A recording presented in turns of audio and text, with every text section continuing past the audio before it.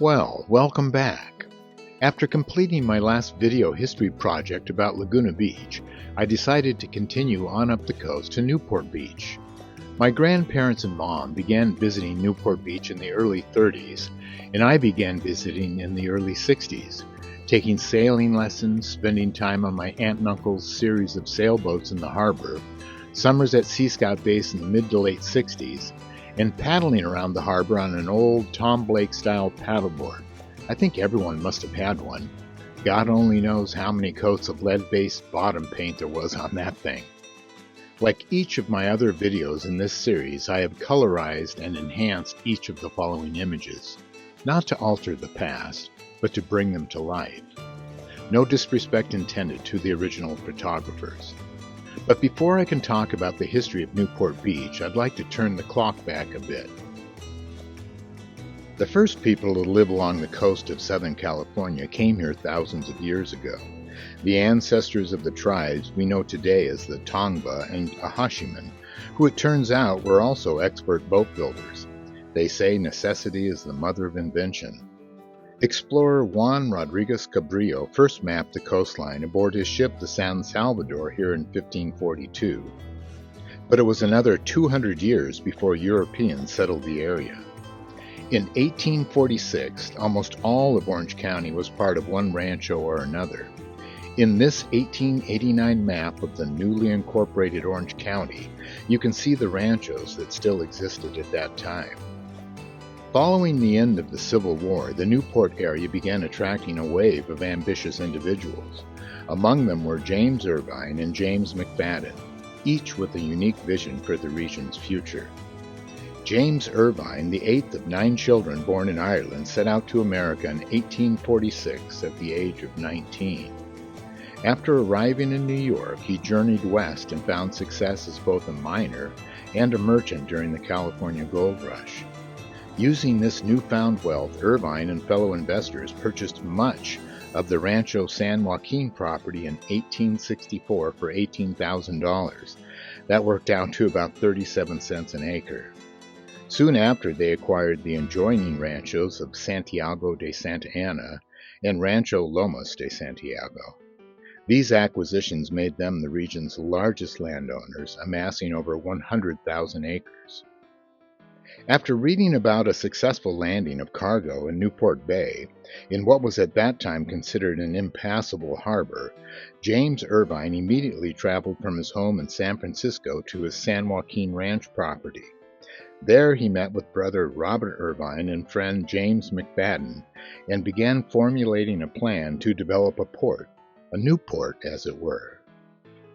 In 1874, the McBadens brothers, James and Robert, took over the operation and it became known as McBadens Landing.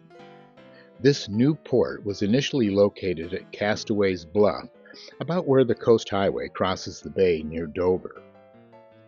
The details in this image are really incredible. You are looking in a southerly direction towards the harbor entrance in the distance. Immediately in front is what is now Promontory and Beacon Bays, and what would become Balboa Island. The 2-story house in the foreground belonged to Robert McBadens, complete with outhouse. Here is a small, shallow draft paddle wheeler in about the same location as McBadens Landing, where you enter the back bay. Due to hazardous and shallow conditions inside the bay, the McBadens eventually decided to build an ocean wharf in 1888 out into the ocean where large sailing ships and steamers could tie up. With no reliable way to get materials overland to the peninsula, all the required materials were brought in by sea. Those 2 kids must belong to some of the crew working on the wharf. What a childhood that must have been. Regardless of age, it appears that just about everyone wore a hat. Here is a steam donkey used in a variety of roles, from winching heavy loads or hooked up to a pile driver. The operator of the steam donkey on the left was evidently known as a donkey man. Workers on the wharf take a break for a photo, many of them holding the tools of their trade. There are no tracks laid yet, but this was to change within months, as the McBadens brothers plotted their next move. Almost immediately, workers, tourists, and a few residents that called this glorified sandbar home grabbed their makeshift fishing poles and started a tradition that continues to this day. Railway construction materials began arriving by ship, and grading commenced in the summer of 1890 to extend a railroad from the Warf towards Santa Ana, the railroad hub of the newly created Orange County. A railroad trestle would have to be built across the Santa Ana River in order to connect with Santa Ana, a mere 11 miles away. Here is a steam donkey attached to a pile driver. I believe this angle is looking west towards the ocean. What I missed at first was the smaller bridge on the left of the screen. This must have been the existing bridge for horse-drawn carts and pedestrians. Here is an amazing historical snapshot in time. This image is looking east across the Santa Ana River. Taken on August 20th, 1890, this image captures contractor Joseph Bright on the left, with James and Robert McBaden on the right. I wonder what these guys would say if they could see what this area looks like today, 130 years after this photo was taken. The first locomotive arrived in December of 1890 to assist construction activities, and later served as a wharf switcher and became known as the Cottontail. A second locomotive, known as the Tea Kettle or Jackrabbit, and 3 passenger coaches arrived in the summer of 1891. Passenger service began with a picnic excursion to the beach.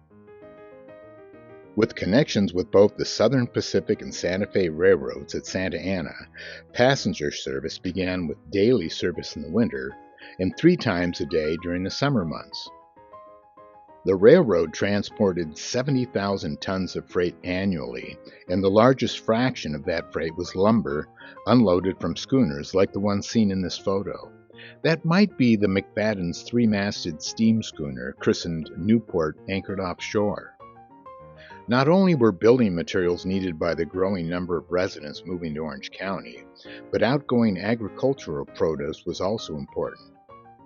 As Orange County's largest landowner, the Irvine family definitely benefited from the McBadens Wharf and Railway. Of course, Newport Beach would not exist as it does if it were not for James Irvine's forward thinking. By the mid-1890s, tourists began flocking to the coast, in many cases to beat the heat. Fishing was not only a recreational pastime, it was a way to feed yourself. You can see a growing village sprouting up around the McBaden Wharf.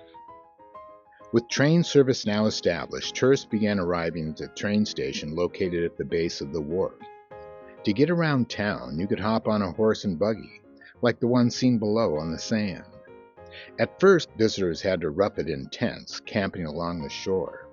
It looks like 3 generations on this campout, and some creative carpenters. Slightly more upscale were the tent cabins offered at Tent City, evidently complete with a rocking chair for Grandma. At that time, it was hard to tell the difference between a bathing suit and normal attire. The Victorian era is on full display in this photo, complete with stylish hats, on both the men and women. Straw boater hats for the gents, commonly called a senet, and a feather bonnet for the ladies. I think this may have been taken near the future hamlet of Corona del Mar. After the San Pedro Harbor in Los Angeles opened in 1899, commercial shipping in Newport began to decline. In response, Newport Beach began to evolve into a destination for tourism and recreational boating. In this shot taken of the McBaden Wharf in 1907, you can see it was still a bustling place, especially with lumber and building materials for the growing cities around Orange County. Employing over 100 men, they continued to ship goods from Santa Ana Valley and the San Joaquin Ranch of James Irvine II. By 1911, train service continued to cater to the growing number of tourists wishing to visit Newport.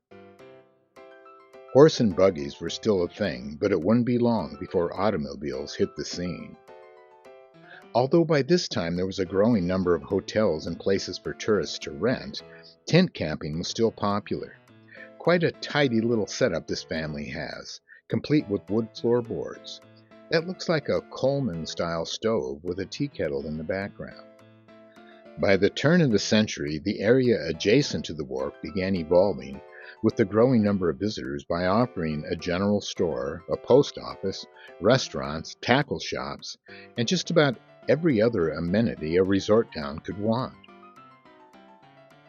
This area became known as the Village and was located at McBadens Place. Here's a shot of the village taken in about 1930, still attracting tourists with Schilling's soda fountain, a fish market, and an attraction claiming deep sea monsters. You had to evolve with the times. One of the first structures erected on the peninsula was the Sharps Hotel. You can see it in the distance in the middle of the photo. It was originally constructed for the failed railroad boomtown of San Juan by the Sea and called the Paradise Hotel. It was recorded that the hotel was dismantled in 1892 into 3 sections and transported to Newport. When I first heard this, I couldn't fathom how they transported it given the lack of roads. They must have loaded it up on the train at the San Juan by the Sea depot and shipped it via the Santa Ana Newport Railway to the recently completed wharf at Newport. 3 years after the addition of the Sharps Hotel, the McBadens brothers built the Newport Hotel. This hotel was located west of the pier on the ocean front. Check out the barefoot kid on the right, complete with boater hat and frilled shirt. Another early settler and entrepreneur, Mrs. Sarah Salter, standing in the front of her house near the pier. In addition to being a general store, she purportedly practiced medicine and dispensed medicines and tonics. Just like now, tourists were drawn to the ocean. The line you see extending out into the surf zone was customary around the turn of the century for safety. It would be over 2 decades before Newport saw its first official lifeguard. In 1902, William S. Collins acquired the Newport town site along with roughly half of the Newport Peninsula from James McBadens. Recognizing the area's potential as a resort and recreational hotspot, Collins later joined forces with Henry E. Huntington, owner of the Pacific Electric Railway, to establish the Newport Beach Company. The first and most iconic structure built was the Balboa Pavilion. Completed in July of 1906, this structure still remains as the most recognizable icon from Newport's early origins. In 1905, the Pacific Electric red cars were extended to Newport, making a significant step in the area's development. Around the same time, William S. Collins began dredging a channel on the north side of the bay, using the excavated sand and silt to build up the tidelands. That would eventually become Balboa Island. In 1906, the Pacific Electric Line began direct service to the Balboa Peninsula and the newly constructed Balboa Pavilion. That same year, the Balboa Pier was also completed, both designed to attract real estate buyers to the peninsula. Back then, bayfront homes were available for as little as $500. This period of growth and civic pride led to the official incorporation of the city of Newport Beach in 1906. The new city initially included the entire peninsula, the area around what would later become Coast Highway, and the future site of Lido Island, Balboa Island, Corona del Mar, and other nearby areas were annexed later.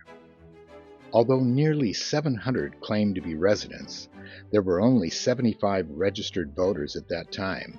The rest were summer visitors. With the arrival of the red cars in 1906, Newport Beach officially emerged as a popular tourist destination, drawing thousands of visitors each summer from Los Angeles, with the Balboa Pavilion serving as the railway's grand terminus. Speaking about summer visitors, I know that most bathing suits at the time were made of wool, flannel, or canvas. It must have been like wearing an anchor when it got wet.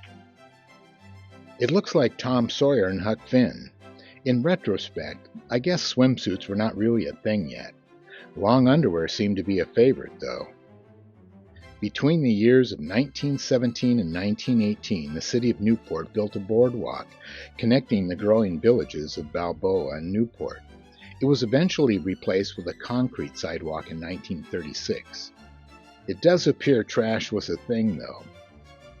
Here is a view looking down Bay Avenue from Main Street in 1915. The pool hall across the street advertises mild and fragrant Havana cigars. The tower on the left is Balboa's first fire station. Here is the same view from a slightly different angle. The fire station is clearly visible on the left. Electrical power came to the peninsula with the Pacific Electric red cars in 1906, far earlier than Newport's sister cities down south. The two buildings on the right can still be seen on oceanfront next to the Newport Pier, or at this time the McBadens Wharf. In 1922, the wharf was remodeled by the city of Newport and remained a shipping terminus until 1939, when it was destroyed by the tropical storm El Cordonazo. Here's a view looking back the other direction. The legendary Blackies of the Sea currently occupies a space in the building on the left, just out of the frame, when people still knew how to parallel park, evidently. With the exception of Bay Island, almost all the islands in Newport Bay are man-made. These areas began as little more than mudflats that disappeared during high tide. Local developers transformed them by dredging out the sandbars and building up the land. Here's a photo taken in 1910 of an early dredging boat. Within a couple years of the introduction of the Pacific Electric red cars, a dredge completed a channel along the north side of the bay from the pavilion. The sand and silt was added onto the existing mudflat, creating what we know now as Balboa Island. Balboa Island was a summer vacation place to begin with, and were closed up most of the winter. In this aerial shot taken in 1933, you can see that there are many more homes on Balboa Island. In 1918, the Balboa Island Improvement Association was created, leading to the repair of bulkheads, the creation of a ferry service, a sewer and water system, paved streets and sidewalks, and street lighting. As we pan up, you can see a sparsely populated Lido Island in the distance. This is opening day on Lido Island in 1928. This island, like Balboa Island, was created by dredging and depositing sand, transforming it into a master-planned community resembling a European resort. Believe it or not, there are currently 12,348 housing units packed into Lido Isle, with a total of 21,584 residents at this time. Here are some homes and bayside piers and docks in 1928. Back in the 1870s, you could actually purchase land in and around the bay for $1 an acre. Here is another shot taken about a year before the $1.8 million harbor and jetty project was completed in May of 1936. On the right is Lido Island, and dead center in this shot is the cupola of the Balboa Pavilion. A wooden boardwalk was also constructed on the bayside for tourists and residents to get around while visiting the Balboa Pavilion. It was at this time that people began utilizing the first ferry service operated by W.S. Collins in 1909 to take people back and forth to Balboa Island and the peninsula. Here's a family photo of the Neighbor family taken on September 24, 1925. Looking across the bay to Balboa Island, you can see the large water tank used to supply water to the island, which was built in 1919. It was taken down about 10 years later. The Balboa Island Ferry, a beloved fixture in Newport Beach, began in 1909 as a simple solution to connect Balboa Island with the Balboa Peninsula. Ferry service started with a rowboat before evolving to include motorized boats like the Islander, seen here piloted by Joe Beek. Still owned and operated by the Beek family, this ferry has become a lasting symbol of the community, faithfully transporting people and cars across the harbor for more than 100 years. In 1920, Joe upgraded to the Fat Ferry, a 22-foot-long ferry that could carry up to 20 passengers. A year later, he attached a small barge to it, and it became the first ferry to accommodate automobiles, charging a whopping 10 cents a ride. In 1924, Joe built his next ferry design, the Square Deal. It wasn't hard to figure out how it got its name. This one was also a single-car ferry, but it was self-propelled, similar to the larger, more modern ferries I remember riding in the early 60s. As Newport's population began to grow, so did Beek's ferry service. With the increase in the number of automobiles, Beek soon discovered he needed to lengthen the ferry to accommodate more than one vehicle at a time. Although this photo says it was from 1922, I believe this two-car ferry came after Beek's single-car square deal. By 1932, ferries like the Commodore, seen here, were lengthened to 56 feet and could transport 3 cars at a time. Well, I suppose I should have seen this one coming. Halfway through this project, I realized I'd have to split the story into 2 parts, and this seemed like a logical spot to end Part 1. Part 2 includes the story of Corona del Mar and the first surf club in the U.S. mainland, the construction of the Roosevelt Highway, and the completion of the $1.8 million dredging and jetty project following the Great Depression. I would like to thank the many local historians, historical societies, and Facebook sites that have provided the bulk of photographs and historical information about events, names, places, and dates. Keep in mind that this, like my other videos, is simply an attempt to bring these historical photographs to life and weave them together, along with a wee bit of local lore. If you are interested in the unique history of Newport Beach and would like to know more, please consider becoming a member and donating to the Newport Beach Historical Society. You can reach them at the link below. And again, thanks for watching. Aloha.